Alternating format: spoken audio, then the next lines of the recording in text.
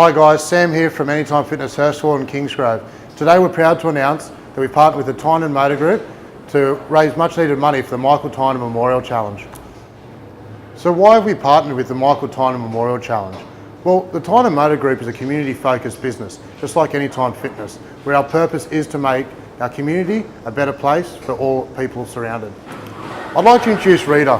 Rita will be working very closely with the Michael Tynan Memorial Challenge to develop our training programs, training tips, as well as doing our group training sessions, which the dates will all be in the information pack you receive during registration. So one of the things that Anytime Fitness Hurstville and Kingsgrove is offering, being a partner of the Michael Tynan Memorial Challenge, is a 6-week gym membership. This will enable you to come into the gym and prepare your training for the 60-kilometre walk come November 11th. So today we're going to present to you the first of our many training videos. We're going to cover off some simple things, training techniques, training expectations, some activities that you should be doing in the gym or around the neighbourhood, as well as some helpful tips that you'll need to start preparing yourself for so we can ensure success November 11th. Guys, one of the first things I want to discuss with everyone is appropriate clothing for the walk. Now, appropriate clothing you may think is something you'd wear to the gym, but for long walks like this it can be completely different. For example, we're going to be walking through quite some bushy terrain. It will be a hot day, however I would recommend long pants, preferably loose fitting, or wear some nice tight skins and wear a pair of shorts over the top. A nice loose fitting shirt to allow breathable air and that nice circulation allow you to stay a lot cooler. Now guys, the most important thing on the walk is our feet. This brings me to footwear. Runners are really good for when we're in the gym, running on flat surfaces like the road. However, when we're doing these types of walks, we really need to be looking for a specific type of footwear. I recommend going to a shop like Anaconda or Kathmandu and picking yourself out a pair of shoes like I've got here. These have been a trusty pair of shoes that I've used for stuff like this for quite a while now. You'll notice that it's got a lot firmer sole, nice support here as well. These are actually designed for the types of walks we're doing. Your feet are the most important thing, and you need to start training in these shoes sooner rather than later so you get used to the footwear and avoid things like blisters and toe problems. So guys, just to wrap it up, I'm going to recommend that we start training now, not the day before, in the clothing that you're going to be wearing on the day. Okay, especially your footwear. You need these shoes broken in weeks before, not minutes before. So get the shoes now and avoid the problems that you're going to have halfway through the walk. Break them in early. The next thing we're going to discuss is some training expectations to ensure success for the Michael Tynan Memorial Challenge come November 11th. Realistically, at 6 weeks out, we need to be training roughly 5 days a week. 4 days of those require some decent training. An hour, 5 days a week. So that's 5 hours a week, guys. One of the things we really do want to focus on, jumping on a treadmill and just starting to walk, getting at a good pace. Currently the pace I'm walking at isn't really appropriate for what we're training to do. Where we really need to be at is around that 6 kilometre an hour mark. So as we start talking, our conversation becomes a little bit laboured, a little bit harder. You should not be able to have a comfortable conversation whilst walking. That's the pace we need to be at. The next thing we're going to also look at whilst on the treadmill is what I have Rita here doing. She set it on an incline for herself, keeping walking at the same pace. We're not holding on because we're not pushing a shopping trolley. There's going to be nothing to hold on to on the walk except maybe your walking sticks. So keep your hands off, walk normally as you would along the street or as we will on November 11th. As you can see, the pace I'm walking at does make it a little bit difficult for me to continue to talk. So this is where we need to be at. If you're not at that point, increase the speed or increase the incline on the machine.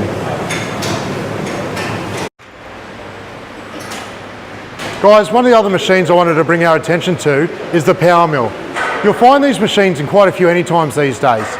This machine is actually not about the pace, but more about the muscles that we're using. As you can see, Rita's facing forward. Her hands, once again, not holding on because we don't have handrails on the walk. The muscles that we're utilising are in our shins, quads, and in our bum for the certain hill climbs and ascents that we're going to be doing for the Michael Tynan Memorial Challenge. So I did mention 5 days a week, an hour a day, training is the expectation. One of the key components of that hour is stretching. Stretching should be conducted 15 minutes after our workout. Okay? Rita's going to go through some stretches that are really going to ensure that we avoid injuries and our recovery time is quickened by doing some simple stretches, especially on our lower body. First one we're going to focus on is our quads. When I talk about our quads, I'm talking about our thigh area here, okay? So Rita's going to show us a very simple stretch on how to stretch out the quad after you've done some great exercise. She's just kneeled down and she's just gently pushing forward, okay? You should feel a slight stretch, it should not be painful. Guys, so we've just focused then on stretching out the quad. Make sure you do both legs. The next muscle group we're going to want to work on is our hamstring. That's the muscle up the back here, okay? Rita's going to demonstrate how to simply stretch out that hamstring. Once again, you should feel the stretch, it should not be painful.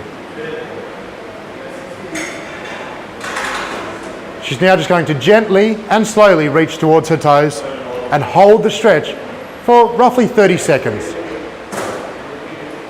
Make sure you do both legs, guys. One of the muscle groups a lot of us neglect or forget to do is our glutes, aka your bum.